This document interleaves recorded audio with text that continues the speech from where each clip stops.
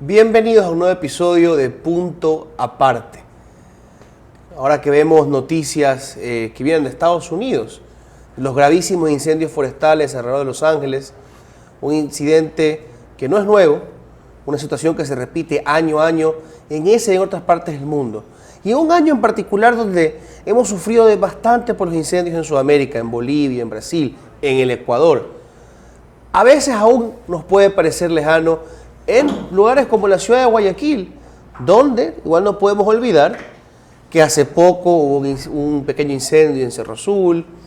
Así que el problema de los incendios, tanto forestales como industriales, como en sectores habitacionales, tiene que ser algo presente en el debate público, para que haya una ciudadanía informada, comprometida también con los esfuerzos que hace cada cuerpo de bomberos local. Así que para eso, hoy tenemos al mayor Carlos Salazar, jefe de la División Técnica Forestal y Ambiental del Benemérito Cuerpo de Bomberos de Guayaquil. Con él hablaremos no solamente de los esfuerzos de su división, sino de todo el cuerpo de bomberos para modernizarse, adaptarse y con la ciudadanía proteger a nuestra ciudad, que de hecho históricamente ha tenido un complicado y doloroso recorrido con los grandes incendios. Mayor, bienvenido a Punto Aparte. Bueno, gracias por la invitación, darnos esta oportunidad de que el televidente, los que nos escuchan, pueda hacer que nos conozcan mucho más y la labor que hacemos los bomberos de Guayaquil. Comencemos por hacer un recorrido general, un resumen de la situación del cuerpo hoy en día, con cuántos bomberos cuentan, cuántos son voluntarios, cuántas estaciones hay desplegadas por el cantón. Bueno, el cuerpo de bomberos ha tenido una evolución administrativa excelente y crecimiento, desarrollo en conjunto con la ciudad. Tenemos hoy en día 53 estaciones, tenemos 3.000 bomberos activos entre rentados y voluntarios, un contingente administrativo que nos ayuda a poder atender al usuario final, ¿no? Entrenamientos, capacitaciones, nos hemos especializado en diversas divisiones, en rescate, ambulancias, forestales, ingeniería estructural, canino y yo entre otras. Fluvial. De esta manera podemos nosotros como voluntarios y como personal rentado atender a las diferentes emergencias y siniestros en la ciudad. En esos 3.000 que usted menciona, ¿cuentan a los administrativos? Correcto, administrativos y personal voluntario y rentado. Más o menos, ¿cuál es la relación, así no sé exacta, entre voluntarios y personal rentado? 70-30. 70 voluntarios, okay. 30%. Que eso es bastante particular, no somos los únicos, pero realmente son pocos los cuerpos que son todavía en su mayoría voluntarios en el mundo, ¿no? El Cuerpo de Bomberos de Guayaquil, hablemos de historia, nació como una benemérita institución creada por voluntarios, financiada por gente guayaquileña que sufrió de muchos incendios, como tú lo dijiste al inicio.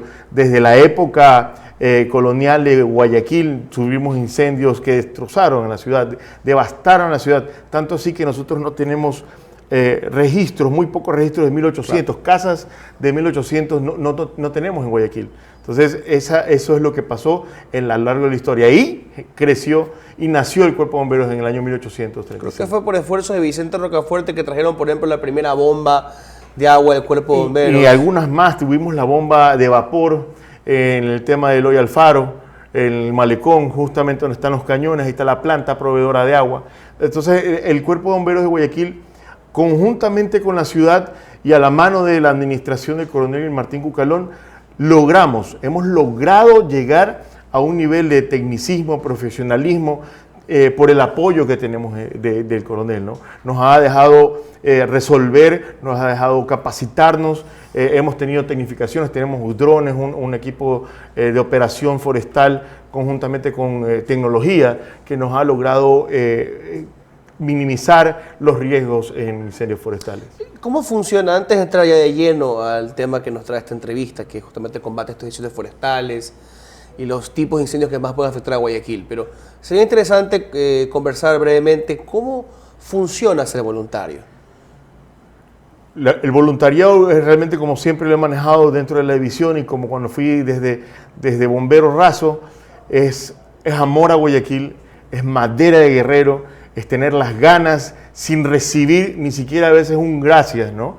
Es levantarte a las 3 de la mañana y avanzar un incendio y dejar a tu familia. Tanto así que los bomberos no somos 3.000, pues, somos 10.000. porque también tu familia, tus hijos, tu madre, tu familia, tu esposa, es parte de ser bombero, porque tiene que tener ese don, esas ganas, ese creer en el servir a la gente. Ese compromiso es innegable. Yo, entre algunos amigos, cuento con algunos bomberos. Recuerdo uno de ellos, abogado de profesión. En su momento estábamos cenando, hace muchos años, y de repente le llega la llamada, sale corriendo. Claro. Y va a cumplir con su misión, bombero voluntario. A mí siempre me ha parecido bastante noble, loable, valiente, pero, por ejemplo, para quien nos escucha y tal vez se siente inspirado, ok, yo me levanto, ciudadano guayaquileño, quiero ser bombero, ¿qué hago? ¿Con quién hablo? ¿Qué tipo de entrenamiento tengo que superar? Bueno, ahora tenemos la Academia de Bomberos Guayaquil, que es una de las más robustas a nivel Latinoamérica. Tú haces un curso en el cual te permite llegar al bombero 1, pongámosle bombero 1, para que tú puedas tener experiencia, te capacitas realmente ha incrementado la capacitación ahora más de un mes. Entonces llegas a ese nivel y te incorporas a una compañía. Una vez que te incorporas a una compañía, tienes que hacer las guardias. Una vez que haces las guardias, tienes que capacitarte, porque en la Academia de Bomberos tienes que tener un triángulo de crecimiento de bombero tipo 1, tipo 2, tipo 3, para poder asistir e ingresar a una emergencia. No podemos nosotros, un voluntario que recién ingresa o un bombero que recién ingresa a la academia, que esté en primera línea. Entonces tiene que tener su proceso. De esta manera hemos logrado tener una de las menos siniestralidades como cuerpos de bomberos de Guayaquil. No contamos con muchas lesiones dentro del cuerpo de bomberos en una emergencia. Ahora, ya entrando al tema que nos atañe hoy, el tema principal, en Guayaquil tenemos datos del año 2024, se registraron 1.089 incendios forestales y quemas de vegetación, 46% más que en 2023 cuando hubo 587 incidentes. ¿Este aumento a qué se debe? ¿El clima? ¿Prácticas de la ciudadanía? ¿Qué ha estado pasando? Hay que retomar la historia climatológica. Tuvimos un invierno súper duro en el 2023, extendido en lluvias. Tuvimos el crecimiento vegetal y de la cobertura vegetal a tal extremo que toda esa vegetación que en algún momento en junio de 2023 dejó de llover, tuvimos seca y muerta para el septiembre y octubre de 2024. Imagínate la cantidad de combustible que existía a nivel de Guayaquil, de los cerros, de las áreas verdes, y cualquier punto de ignición era pretexto como para hacer un incendio forestal. Claro. Entonces, basándonos en esa premisa, nosotros hicimos estrategias para poder solventar este crecimiento desmedido de incendios forestales, porque el 90% de incendios son creados por el hombre. El 10% son creados a nivel natural, por el calor, por el sol, por truenos, que realmente no es nuestra región, pero naturalmente se registran en ese porcentaje. Entonces, empezamos una estrategia de alerta temprana. Movilizamos camionetas, puntos estratégicos de recurrencia forestal de incendios para poder tener esa contingencia en incendios forestales. Esto te cuento un poco la historia de 2024. Por eso el crecimiento del 46% se debe al clima, a la vegetación. Yo creo que también debemos decir a la negligencia a veces de gente que quema sin sentido, que la maleza o la disposición final de la vegetación no es la adecuada. Claro, y que ahí pienso yo, ¿no? Mucho de esto es terrenos privados, pero también hay terrenos públicos donde el control de la vegetación ha de ser complicado, porque aparte que son públicos, son de difícil acceso, ¿no? Están lejos a veces de la ciudad o están circulando en la ciudad, pero en cerros. ¿Qué más hay que hacer ahí para poder prevenir estos incendios, sobre todo en las épocas donde la vegetación crece más? Nosotros, Guayaquil, y con la ayuda de la alcaldía, logramos tener una ordenanza de manejo de integral del fuego. ¿Qué es esto? Es lo que acabas de decir, el control, la minimización de estos terrenos vacíos, del control de la vegetación correcta, de hacer una quema prescrita. Claro, controlada. Una quema controlada, que la agricultura se volque, porque es una cultura. Acuérdate que el fuego lo tenemos desde que inició el universo, desde que creó la Tierra. De hecho, hace poco unos científicos empezaron a estudiar las prácticas de los aborígenes de Australia, que ellos llevan siglos y siglos y siglos haciendo quemas controladas. porque se dieron cuenta que así es como prevenían los grandes incendios en sus regiones. Por supuesto. Es un tema que, como usted dice, es parte de la experiencia humana. Hay un autor, Stephen Pine, que tiene una paradoja, que el fuego se combate con fuego. Imagínate a ese nivel piroclástico, de piromaniático Claro. o de fuego que hay en esa generación. Entonces, la ordenanza de manejo integral del fuego, creo que en este 2025, y estoy seguro que implementando la ordenanza en orden, en limpieza, en que los bomberos tengamos la competencia completa de poder hacer fuego técnico. ¿No la tienen todavía? ¿O no la tenían? Tenemos un espacio vacío dentro de la ley del ambiente de Guayaquil, de Ecuador, que el medio ambiente es el encargado de establecer permisos para producir quema. Entonces estamos en conversaciones, ya existe la ordenanza guayaquileña que nos hace autónomos, pero sí en eso está en evolución y realmente nos ha ayudado mucho también. La ordenanza no puede montarse encima de la ley. Así es. Sería bueno que la Asamblea Nacional entonces atienda este tema, porque estoy seguro que hay otros cuerpos bomberos del país que también están capacitados y preparados para empezar a practicar autónomamente el control de incendios a través de los incendios controlados. Así es correcto. Ojalá. Allá es donde debe enfocarse el tema de la prevención de incendios forestales, en tener un cuidado en la vegetación, en minimizar el combustible, que sin eso no habría fuego. En su experiencia, ¿qué tanta es la incidencia humana? Que siempre hemos escuchado de los típicos casos, digamos, sin malicia, solamente con irresponsabilidad del ciudadano que se pone a libar por ahí, en el campo, en el cerro, deja una botella, la botella rota, es un fragmento de vidrio que en el ángulo indicado puede iniciar un incendio con la luz del sol, o el ciudadano que irresponsablemente fuma y lanza una colilla e inicia un incendio, ¿no? Eso, o peor, que hace una fogata sin conocer cómo la está haciendo y dónde la está haciendo. Pero ¿qué tantos incidentes de incendios provocados con malicia se han encontrado en tiempos recientes? Mira, como te repetí, el modelo dice que el 90 al 95% son creados por el hombre. De ese 95%, la negligencia, la irresponsabilidad, la falta de conocimiento, te hace llevar al tema de botar colillas, como tú dices, de quemar basura cerca del área verde, de que en la autopista, en la perimetral, alguien bote algo encendido. ¿Me explico? Esa es una realidad. Lo que nosotros tenemos que hacer es acentuar y socializar con la comunidad la ayuda de que denuncie este tipo de acciones para poder llevar un mejor Entonces, control. la mayoría de los incidentes entendería que son justamente por negligencia y responsabilidad. No he encontrado, lo digo porque el miedo, sobre todo en la sierra, en los incidentes, en los incendios de estos últimos meses fue, es que hay un sabotaje. Eso en Guayaquil no lo hemos visto, ¿verdad?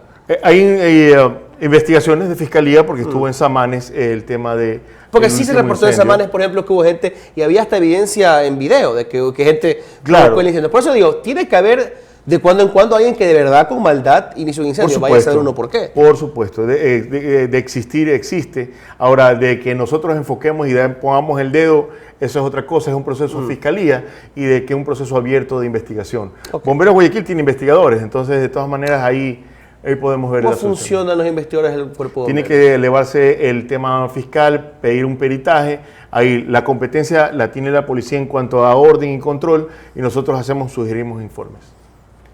Qué interesante. Y supongo que son abogados que están dentro del cuerpo de bomberos, ¿no? No, son investigadores. Pero puramente investigadores. Técnica de incendio y investigación de incendio forestal, incendio urbano. Es plenamente un peritaje, entonces. Es un peritaje. Okay. Tenemos otro cuadro que nos muestra los meses críticos de incidentes. En agosto del año pasado, 196 incendios. En septiembre, 276. Son 2 meses fuertes y el segundo mucho más que el anterior. ¿Qué pasó ahí? ¿Es el clima justamente? En esa época, septiembre, realmente no nos dio tregua el sol. Tuvimos el reporte de alarma 1, que es la más sencilla, ataque inicial, más de 70 al día. Imagínate, vía la costa, era un ir y venir de unidades y de gastar recursos increíble. Y en octubre y en noviembre tuvimos la misma cantidad de alarmas en ese sector, vía la costa, en el sector del Chorrillo. Tuvimos todo un cerro que lo logramos controlar, pero se perdió casi la mitad. Y este último incendio, que ya lo vengo mencionando un par de veces, el de Cerro Azul, me causó impresión. Muy cerca de la ciudad. La respuesta efectiva, yo estaba trabajando en una oficina cerca del lugar de los hechos y vi cómo se desplegó el cuerpo de bomberos con rapidez, vi también los helicópteros. ¿Cuántos helicópteros, por ejemplo, tienen ustedes a su disposición? Tenemos disposición de la FAE, de la Fuerza Aérea Ecuatoriana. La Fuerza Aérea. Claro, esto fue realmente, ya lo teníamos pensado, ya sabíamos que iba a pasar. Lo conversamos con J2, que es Leopoldo Terán, el segundo jefe, y con el primer jefe, el plan de contingencia, porque el Cerro Azul se iba a iniciar. Tuvimos unos conatos al final de noviembre, entonces armamos un plan de contingencia. Llegó el primer incendio, ignición dentro del cerro, activamos completamente la contingencia forestal. Si no hubiéramos tenido este tipo de respuesta, se nos iba el cerro. Logramos contener un tercio del incendio, todo el cerro, perdón. El tercio del cerro lo logramos contener. Solamente se quemó una parte, no todo el cerro. Entonces, imagínense, iba para el Espol, para Cerro Azul, para Cerro Blanco. Realmente ese es el último pedazo que tenemos de donde viven los monos, hay saínos, hemos visto perezosos. Entonces, realmente fue un plan de contingencia que dio resultado. Qué interesante, qué importante que ustedes tengan ya planes de prevención ubicados en lugares críticos o de alto riesgo.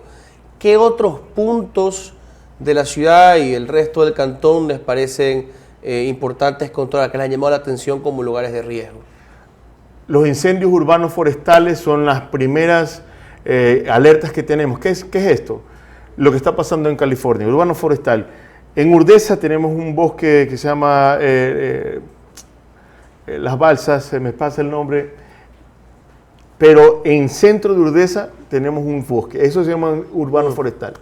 En Lago Capeira tenemos otra símil, casas envueltas en el tema forestal. Entonces son las primeras... Contacto humano con vegetación constante. Exactamente. Entonces la idea es salvaguardar a las personas, los bienes... Claro, y Cerro Azul tienes a Ceibos abajo y Vía la Costa. Así es. Ese es el problema. Así es, claro. Así es. Entonces, realmente cuando hablamos de haciendas no es que sea lo menos, pero es tan grande la cantidad que podemos tener mucho más tiempo.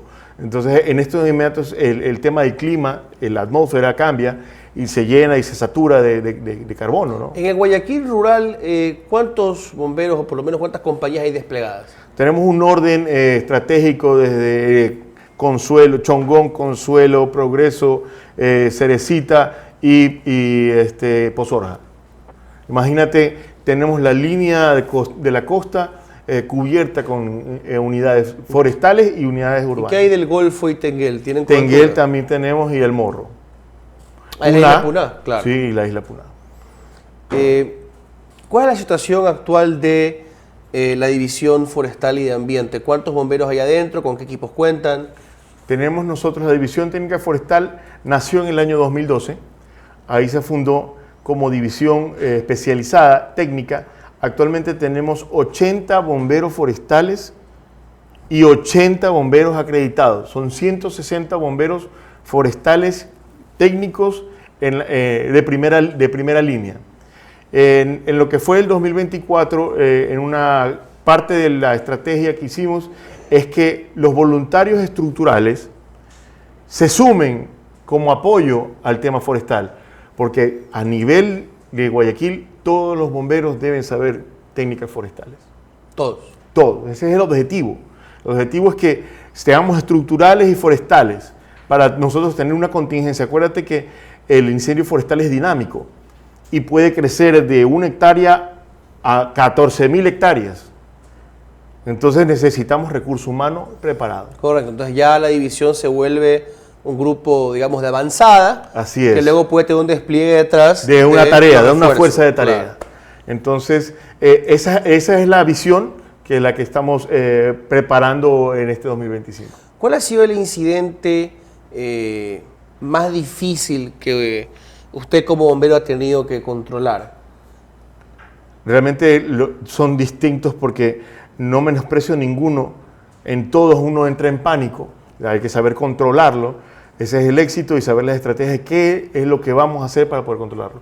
Es tan difícil porque, como te digo, es tan dinámico un incendio que por las ráfagas de viento podemos cambiarlo en un segundo.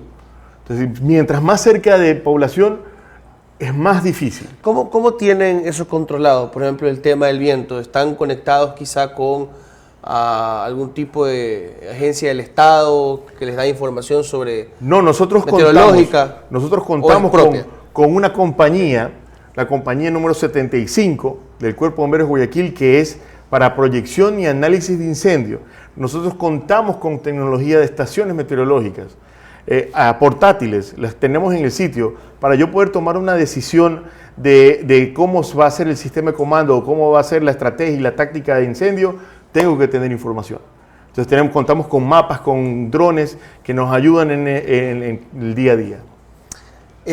Antes de movernos con otros puntos que podemos explorar aquí sobre el tema de los bomberos, hay un video que tenemos preparado también, justamente sobre el Cerro Azul, de lo que ocurrió en diciembre del año pasado, o sea, hace escasas semanas. Así es. 82 hectáreas afectadas, 36 consumidas, tomó 60 horas, hubo 100 bomberos involucrados en la operación, 20.000 litros de agua fueron descargados. Y sí quiero volver al tema de los helicópteros. ¿Son helicópteros de la Fuerza Aérea operados por quiénes? Por pilotos de la Fuerza Aérea. Por pilotos de la Fuerza Aérea. ¿Hay bomberos con ellos? Nosotros tenemos en tierra una comunicación, esto lo hemos venido practicando a lo largo de los años. Tenemos radiocomunicación aérea terrestre para las cuadrillas aéreas y cuadrilla terrestre poder concentrarnos en un punto de ataque. ¿Pero esa cuadrilla aérea se sube entonces al helicóptero con la Fuerza Aérea? A veces sí, tenemos heli transportadas cuando queremos ya divisar un amplio sector de decisión aérea. Pero en tierra, en un mapa, nosotros determinamos con la Fuerza Aérea, con los militares, con la gente armada, el tema de los puntos de ataque. Ahora, Guayaquil es una ciudad que presenta graves riesgos, no solamente por lo que usted comentaba, que es este contacto entre áreas de fuerte vegetación con población humana, sino también porque es una ciudad que tenía un desarrollo urbano complicado, desorganizado, y por eso tiene sectores industriales, galpones y fábricas con materiales no solo inflamables, sino también riesgosos de muchas maneras, tóxicos, muy cerca de la población en general, de sectores residenciales, muy cerca de parques también, que no los hay muchos, pero los hay en la ciudad. Claro. Y uno de ellos, el de Samaná, es inmenso. Entonces, ¿cuál es el riesgo particular que presenta este, digamos, desorden urbano? ¿Y cómo el Cuerpo de Bomberos está preparado para enfrentar la problemática que podría presentar tener todo este, digamos, sector industrial insertado dentro de la ciudad? Esto, como decimos en la entrevista, fue planificado. Realmente el Cuerpo de Bomberos ha crecido como ha crecido la ciudad. Y tenemos una división especializada en materiales peligrosos, y el Departamento de Prevención de Incendios del Cuerpo de Bomberos Guayaquil, a lo largo de los años, ha logrado minimizar los incendios declarados que nosotros cuando hace 20 años atrás, 17 años atrás, teníamos incendios en Guayaquil a cada semana. Entonces hemos logrado minimizar, yo me atrevería a decir, en un 85% incendios, y la ciudad más segura implementando normas de prevención. Entonces cada fábrica tiene su plan de contingencia, si no logras tener el permiso de bombero. Cada fábrica tiene su instalación contra incendio y prevención, brigadas internas, que yo creo que eso es un logro a lo largo de los años, porque no se hizo desde ayer. Brigadas internas. Claro, cada empresa debe contar, de acuerdo a la normativa, el tema de brigadas internas de incendio. Quiere decir que si estamos hablando de una fábrica de plástico, dentro, internamente, como seguridad y salud, deben de tener una brigada. Que son empleados que saben cómo aplicar. Que están siendo capacitados. Correcto. Para esa atención. Como organismo de control, línea. Nosotros somos la primera línea. Ellos son un control estándar. Okay. Entonces Bomberos logra llegar, pero por eso te digo, todo es un círculo por prevención. Entonces esto no se hizo ayer, como te digo, eso se hizo ha venido evolucionando y ha venido creciendo. Entonces el tema estructural, hemos tenido muchos menos incendios, tanto así el año pasado hubo un incendio en una fábrica de plástico que fue controlado en 30 minutos. Sí, en un momento estuve en un proyecto trabajando en una fábrica, o sea, despachada en esa fábrica, y el gerente de la fábrica es bombero también. Y ahora que lo pienso, probablemente nunca estuve tan seguro como en ese momento. Sí, de verdad que estamos en todas partes. ¿Qué tipo de cooperación tiene el Cuerpo de Bomberos de Guayaquil, el Benemérito Cuerpo de Bomberos, con otras unidades, otras agencias de bomberos dentro y fuera del Ecuador? Dentro de la segunda zona, nosotros somos muy allegados, capacitamos a personal en la segunda zona a lo largo, por disposición técnica y estrategia del coronel, que toda la segunda zona de Ecuador entera, que hablamos desde Esmeraldas hasta El Oro, tenga la capacitación y ayuda del Cuerpo de Bomberos de Guayaquil. Y nosotros a lo largo de los tiempos hemos venido capacitándonos con España, con Francia, Estados Unidos, asociaciones y organismos sin fines de lucro que nos ayudan y nos han hecho cada día más profesional, y esto se revolca al servicio del usuario. Realmente toda la capacitación que nosotros tenemos se puede medir en la atención en los incendios. ¿Qué tipo de organización hay dentro de estas zonas? ¿Quién las define? ¿Es algo del Estado o es una cuestión simplemente de cooperación? No, la segunda zona se divide en que el primer jefe, el coronel, es el jefe de la segunda zona bomberil. El jefe de Quito es el jefe de la primera zona bomberil, y así sucesivamente. Es el orden. ¿Pero cómo se organizó? ¿Esto fue una cuestión desde el Estado? O? Eso fue en la Ley de Defensa contra Incendios. Ok. Publicada en el año 2009. Hubo un intento en una época anterior a esa de ponerlos, supeditarlos bajo el control del gabinete de un ministerio. Claro, realmente ahí en tema de política nos iríamos de largo en la entrevista. Créeme que fue un tirijale terrible que logramos nosotros como Guayaquil ser autónomos. Que claro, resultó en que el Cuerpo de Bomberos era autónomo. Que históricamente, digamos, el Cuerpo de Bomberos ha demostrado, más allá de errores puntuales, cosas que se han aprendido, evolucionado, el Cuerpo de Bomberos, con su autonomía que lleva desde el siglo XIX, creo que ha tenido éxito. No, sí, no había necesidad de absorberlo para mí. Realmente es las acciones que tenemos día a día. Pero me pregunto cuál es la realidad, por ejemplo, para los cuerpos bomberos de los cantones pequeñitos, porque a veces yo paso por el campo y veo los cuarteles de los pequeños cantones y no están obviamente en el estado en que están los cuarteles de acá, de Guayaquil o de Quito.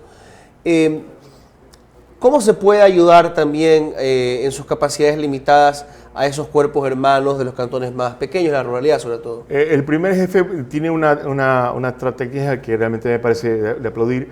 Los equipos que nosotros vamos mejorando los entregamos y vamos en donación a los cuarteles, a los pequeños cuerpos bomberos que menos tienen.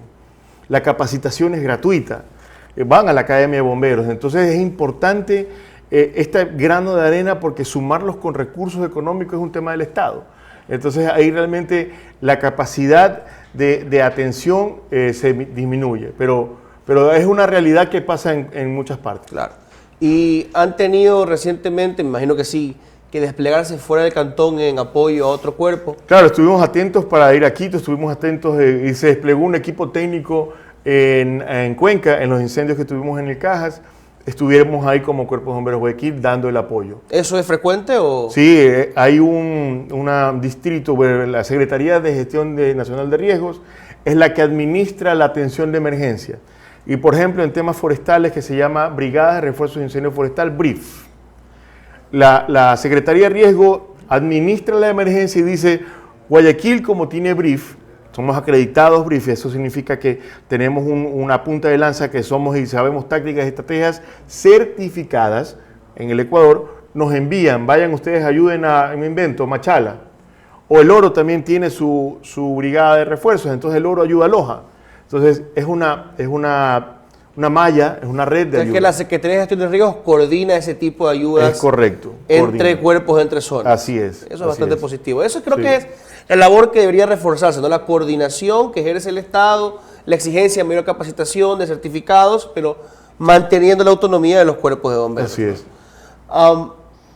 Y sobre eso también, yo recuerdo que cuando era niño todavía había una defensa civil en el Ecuador, que finalmente desapareció. En la época que había una defensa civil, ¿tenía una relación de trabajo en conjunto con el Cuerpo de Bomberos? Siempre ha habido cordialidad en los organismos de control. Es más, me atrevería a decir, sin saberlo, que gente de la defensa civil se ha sumado a las líneas de bomberos como voluntario. Entonces es la gente que tiene ganas de servir. ¿Pero ustedes creen que nos hace falta volver a eso, tener un cuerpo de defensa civil, o con las capacidades actuales basta? Habría que reestructurar realmente las necesidades actuales, siendo como secretario de gestión de riesgos, el análisis si hay que crear o evolucionar una nueva área o si reforzar el tema de los cantones o de los cuerpos de bomberos ya hechos. Claro. Porque nosotros hacemos rescate, ambulancias, sismos, terremotos, incendios, etcétera. Entonces realmente yo creo que ahí habría que ir un análisis un poco más profundo. ¿Cuántas ambulancias tienen ahora en el cuerpo? Tenemos 119, más 25 ambulancias, perdón. 25 claro. ambulancias. Que asumo están constantemente atendiendo emergencias no relacionadas a incendios, ¿no? Claro, por supuesto, es para el uso de los bomberos en tema de incendios y también se atiende a la comunidad. Y en cuestión de rescates, ¿qué tipo de actividades fuera de los incendios atiende el cuerpo de bomberos? Imagínate, ahora temporada de rescate, empezaron las lluvias, la calzada se moja y empiezan los siniestros vehiculares por, creo que no prevención y no el tema de altas velocidades. Entonces empiezan los rescates, los árboles caídos. Entonces son temporadas, ¿no? Y rescates en altura, cuando son incendios, tenemos una escalera especializada para eso. Entonces cada división tiene su jefatura en la cual coordina para la capacitación.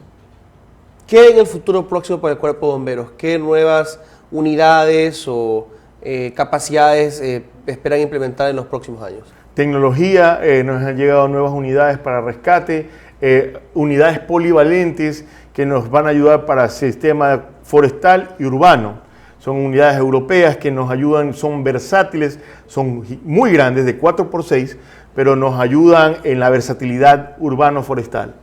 Esa es la proyección, crecimiento de cuarteles, capacidad de atención con más personal, etc. Eso me parece interesante. ¿Cómo se diferencia usualmente una unidad que trabaja en temas forestales con una urbana? ¿Qué tipo de tecnologías cambian?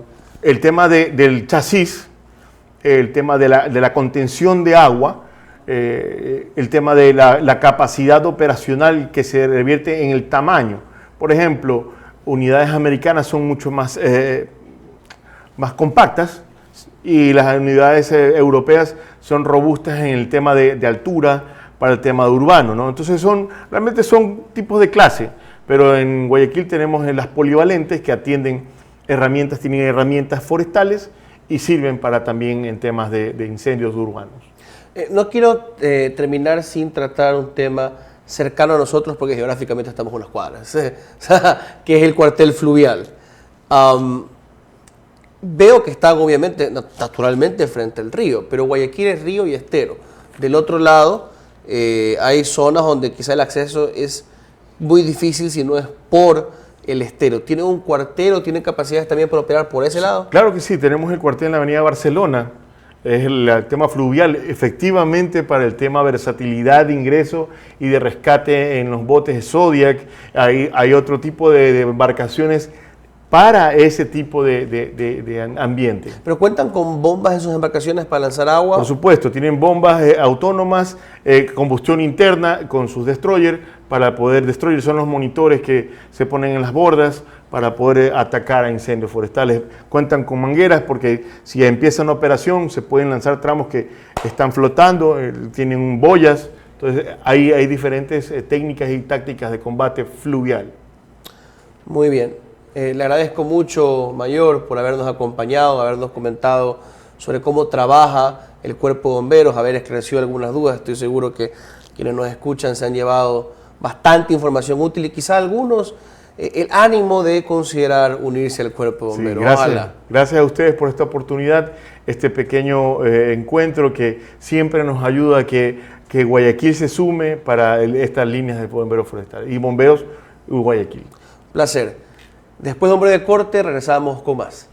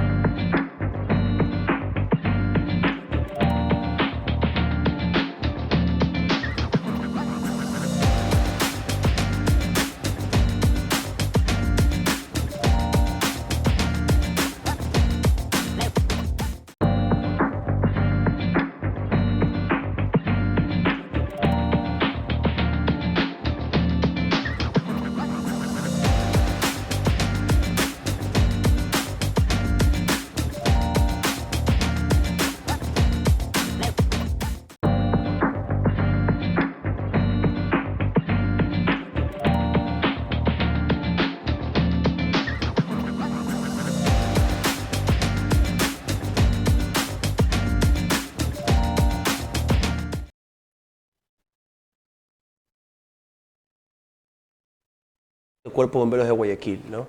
Una institución emblemática, histórica, a la que uno a veces puede criticar, ¿no? Yo en el ámbito privado lo he hecho algunas veces por los trámites que piden, que solicitan, que pueden ser engorrosos, desde el lado de la empresa, digamos del lado de la empresa responsable, aún así puede parecer difícil, pero fuera de esas críticas que podemos tener por ese lado, o también sobre determinadas operaciones, es una institución que creo que ha demostrado una y otra vez su capacidad de operar, de trabajar con un fuerte contingente voluntario encima, que no es cosa menor, con libertad, con una capacidad de evolucionar, de absorber nuevas tecnologías e implementarlas en la ciudad. Han hecho un buen trabajo, así que siempre es importante y bastante interesante poder ahondar un poquito en cómo realmente funcionan por dentro. Pues bien, pasamos a nuestro segmento favorito, el de las efemérides. Hoy, en 1999, el 13 de enero de 1999, Michael Jordan anunció su retiro definitivo de la NBA. Este fue su segundo retiro después de haber regresado a la liga en 1995, tras haberse retirado inicialmente en 1993.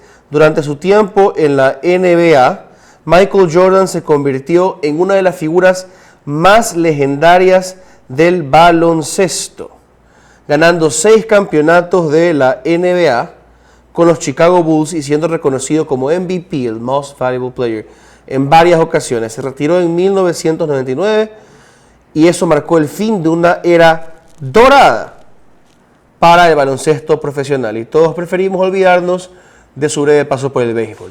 Muy bien, el 13 de enero de 1995 muere Nahum Briones, un bandido ecuatoriano nacido en Cangonamá, Loja, conocido por robar a los ricos para dar a los pobres, un Robin Hood de esos que aparecen prácticamente en cada país, se vuelven parte del folclore y la leyenda. Lideraba una banda que asaltaba haciendas y ganados en el sur del Ecuador y el norte del Perú. Después de escapar de la cárcel en 1932, sembró el terror hasta ser traicionado por un miembro de su banda. Fue emboscado y abatido por el mayor Deiflio Morocho en Sosoranga. Su vida y muerte lo convirtieron en una leyenda que fue inmortalizada en la novela Polvo y Ceniza de Eliezer Cárdenas. Qué interesante que comparte el apellido con otro personaje parecido que fue Macario Briones en Manabí, que también era el líder de una banda criminal. El 13 de enero de 1941 muere James Joyce en Zúrich, Suiza.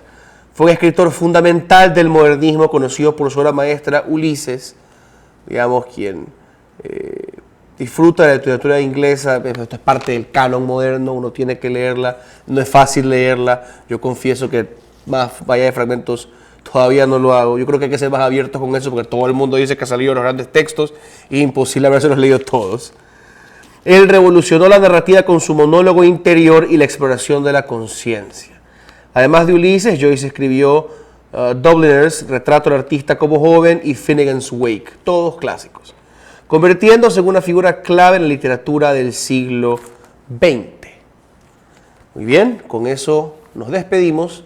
Eso sí, no se olviden de seguir Altavoz en redes sociales, en X, todavía le digo Twitter, Instagram somos Altavoz EQ, en TikTok y en Facebook Altavoz EC en mayúscula y en YouTube Altavoz-EQ. Que tengan un muy buen inicio de semana, nos encontraremos mañana nuevamente.